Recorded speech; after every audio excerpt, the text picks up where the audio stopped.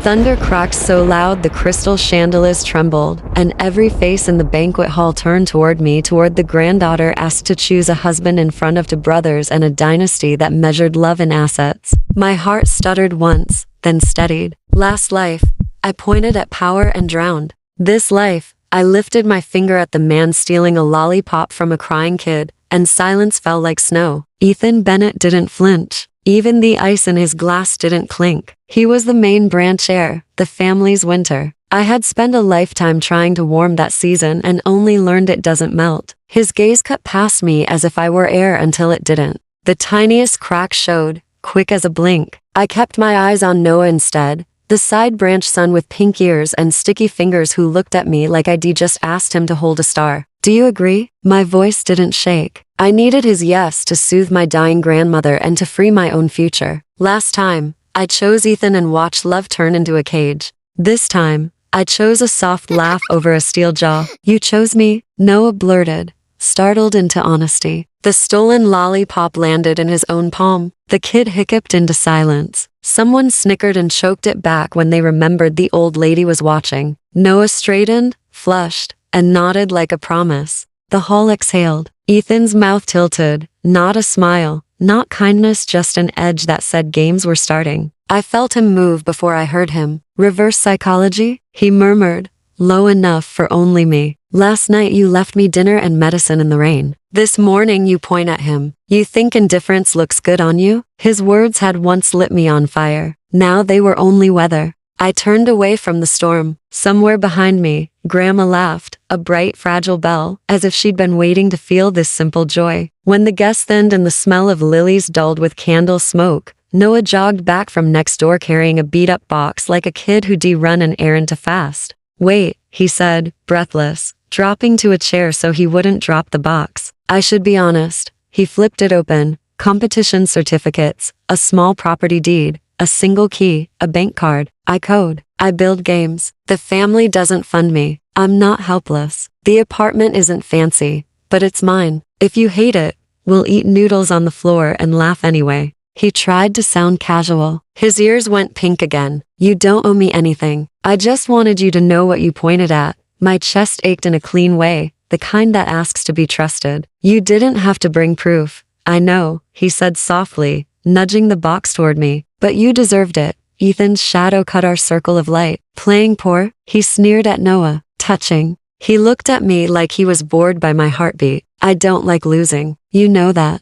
I'm not a prize, I said. It felt different to say those words while meaning them. He stepped closer, that familiar gravity pulling, but I didn't sway. Last time, I had bent until I broke. I could still taste winter in my bones. Do you remember? Ethan said quietly. The necklace you lost? I went into the lake that night. I don't drown for people I don't notice. His eyes were dark water. His fingertips flexed then stilled. The confession hovered between us like steam. All those years he'd known and still treated me like a rumor. I remember, I said, and I let the memory go like a bird. It doesn't change now. Grandma's wheelchair creaked. Her hand found mine, dry and warm and shaking. Good child, she whispered. Choose a life that doesn't eat you. She had returned home to die on her own pillows. She had learned to smile through pain. I wanted her to leave this world believing I would be okay. I wanted to make that true. Noah's apartment glowed like a joke I wasn't expecting. Pink walls, pink doors, pink tiles. It should have been ridiculous. It felt like sunlight. If you hate it,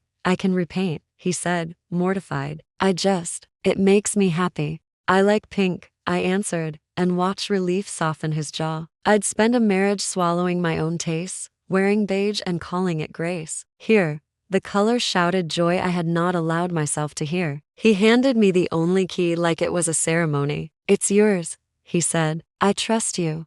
He meant it. He really meant it. I fell ill the way a string snaps after days of holding everything tight. Fever blurred the calendar. Noah didn't leave. He worked in a corner, wrote clean code through the night, and every time I stirred, a cool cloth touched my forehead like a promise. Thunder rolled once, twice, then cracked the sky wide open. Warm hands closed over my ears. Don't be afraid, he whispered. The last person who had learned my storms had been me. How did you know? I croaked. I didn't, he said, ashamed. I guessed. I wanted to be right about making you okay. The milk he brought tasted like patience. The old record player hummed like a house remembering dance. The pink light and the rain made a soft cocoon. I could have fallen in love right then, easy as breathing. Fear crawled up my spine like a sensible friend. No saviors, I told myself in the dark. Not again. Last life, I had turned gratitude into worship and paid with decades. This life, I would choose with my eyes open, not with my panic. By morning, I could stand without falling. I should move out, I said. The words tasted like medicine that had to be swallowed quickly. I need my own space. I need to prove I'm not choosing a person to patch a hole. He nodded to fast, then steadied.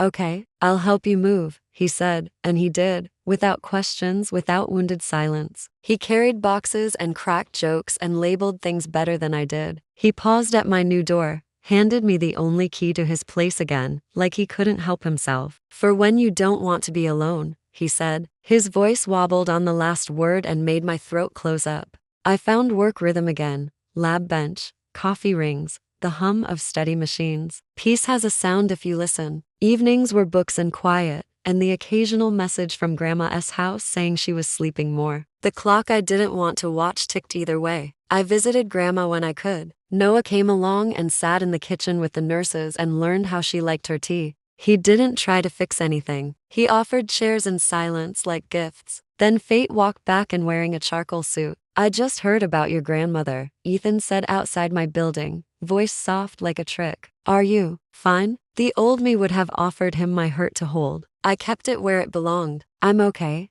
I said. The street light carved his cheekbones into a kinder man than I remembered. Maybe time had sanded his edges. Maybe my eyes had healed. Can we keep in touch? He asked. Just as friends. He was trying a new tactic. Gentleness? I recognized strategy even when it wore a flower. It's better if we don't, I said, and felt pride stand up inside me. He touched my arm habit, not right, and I shook him off, simple as setting a glass down on the table instead of throwing it. Wait, his gaze flicked over my shoulder, and I didn't have to turn to know who had just stopped at the corner. Noah. His posture had changed since the banquet, still shy, still tender, but there was a new line of steel in it too. He saw us. He started to leave. I didn't let him. If you take another step, I called, I'll chase you every time until we trip. He froze like hope had tugged his sleeve. Ethan said my childhood nickname, soft, intimate, a hook I'd swallowed once. Don't, I said. We're not close. I walked to Noah. Why were you running? I didn't want you to see me sad, he said, eyes on his shoes. It wasn't manipulation. It was naked truth. When did I say I don't want to see you? I asked.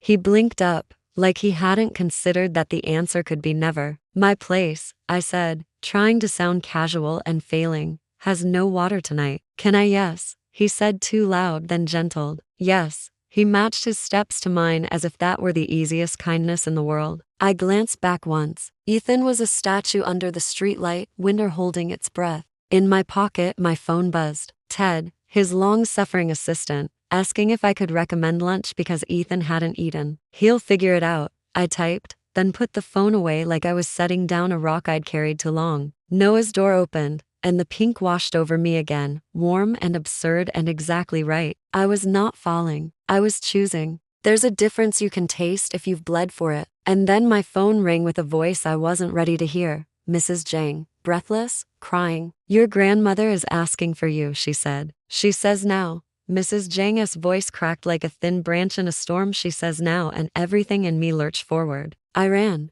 Corridors blurred. Rugs swallowed sound. My pulse banged in my mouth. When I reached her room, Grandma's eyes were small candles in a dim church. She searched for my hand, found it, and then reached blindly for Noah's. Her fingers laid ours together with the precision of a prayer. Choose a life that doesn't eat you, she breathed, a smile flickering like she'd finally remembered the punchline of a long joke. I swore to her out loud, steady that I would. She closed her eyes with the peace of someone who believed me. Grief is a quiet animal that sits on your chest and refuses to move. After the funeral, the house looked like a stage dismantled, flowers wilting, plates stacked, voices lowered. Out of habit, I stepped outside for air and found the sky to open. My phone buzzed. Ted, apologetic, asking if I could pick dishes Ethan would tolerate. I looked at the message and understood the old machinery starting up again, the orbit I used to move in without noticing. The cousin texts, the assistant requests, the quiet expectation that I would translate winter into warmth. I typed, "He'll figure it out,"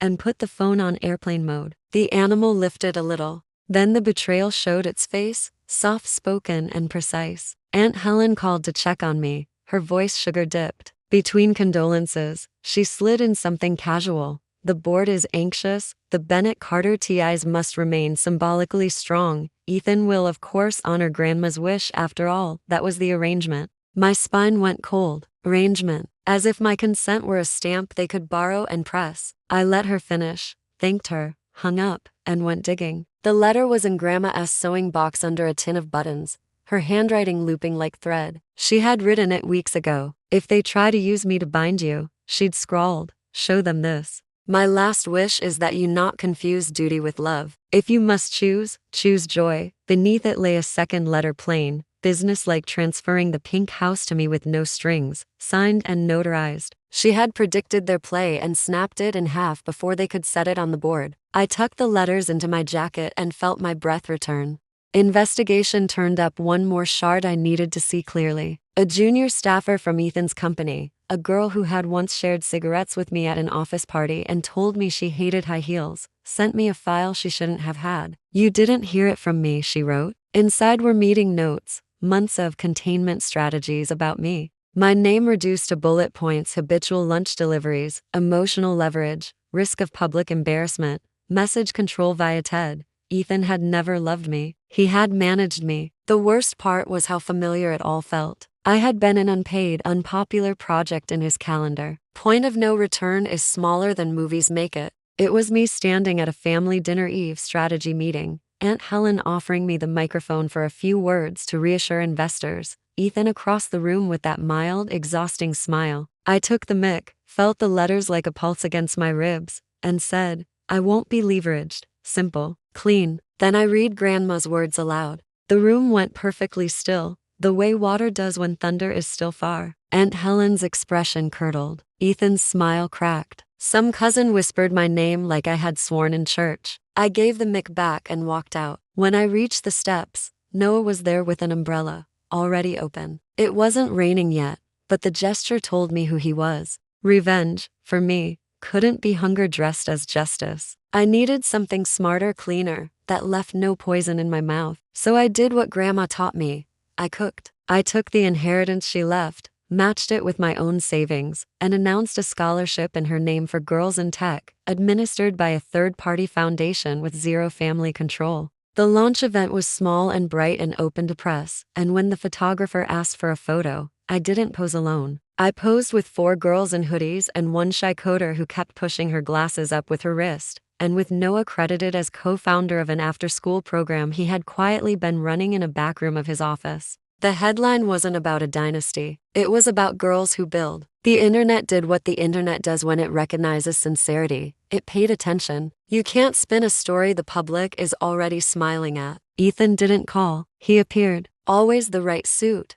Always the wrong timing. He waited outside the foundation office, hands in pockets like a man rehearsing contrition. "Can we talk?" he asked, voice unarmed. I wanted the conversation in the open, so I nodded and led him to a bench under a jacaranda that hadn't bloomed yet. "You embarrass the family," he said finally, like a judge reading a minor charge. "You embarrass me."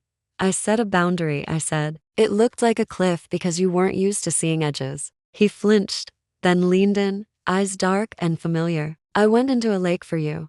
You went into a lake for your pride," I said quietly. I kept pretending it was love so I wouldn't have to admit I'd made a bad bet. The truth landed between us like a heavy coin. He looked down at it for a long time and didn't pick it up. The twist was small and devastating. Ted messaged me a week later, not with a lunch crisis, but with a photo, Ethan's desk, spotless. "He's not in control," the caption read. "They're taking things away." Ethan's parents had pulled project after project, citing public optics. They didn't like losing. He liked losing even less. I waited for anger in me, or relief, or victory. What came was a quiet, complicated pity for a man who had mistaken domination for intimacy until there was nothing left inside the house he built but chairs and a clock.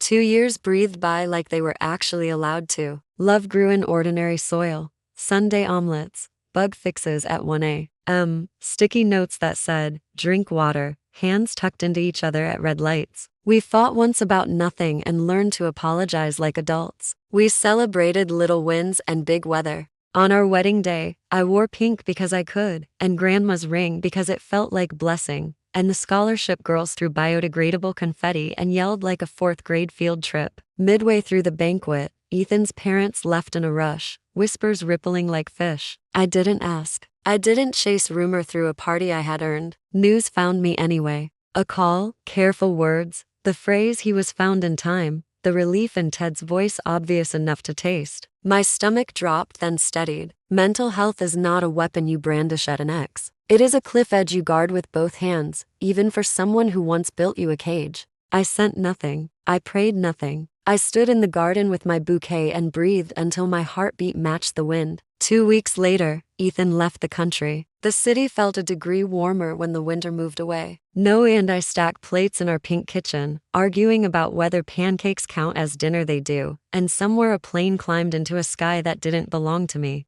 Every life is its own weather. 5 years is enough time for scars to turn into map lines you can trace without wincing. The foundation grew. The girls shipped their first app and broke it and shipped again. Noah's company hired a high school kid from the program who wrote cleaner code than both of us. Sometimes we drove past the banquet hall and saluted it like an old battlefield we no longer had to cross. Sometimes I dreamed of lakes and woke up dry. The text arrived on a Tuesday between a meeting about server costs and a grocery list that said cilantro, an unknown number. 2 words. I'm sorry. I stared at the screen longer than necessary, feeling nothing dramatic, just a tide going out and not rushing back. Apologies are bridges. You decide whether to step on them. I didn't reply, not from cruelty, from completion. At night, thunder went pawing at the windows, playful, not hunting, and Noah reached without looking to cover my ears, then stopped, remembering I didn't need it anymore. Habit? He whispered into my hair. Keep it. I whispered back. He laughed into my neck, and the sound settled in the place where grief used to sit. People still ask me about that banquet. They want spectacle, strategy, the secret to choosing right. I tell them the truth. There is no trick. Just this: when someone shows you a life that eats you, stop walking toward the table. When someone offers you a key and their patience, take the key and test the door. If it opens into a room where you are allowed to be who you are loudly, softly, in pink, step in. Close it, lock it, stay.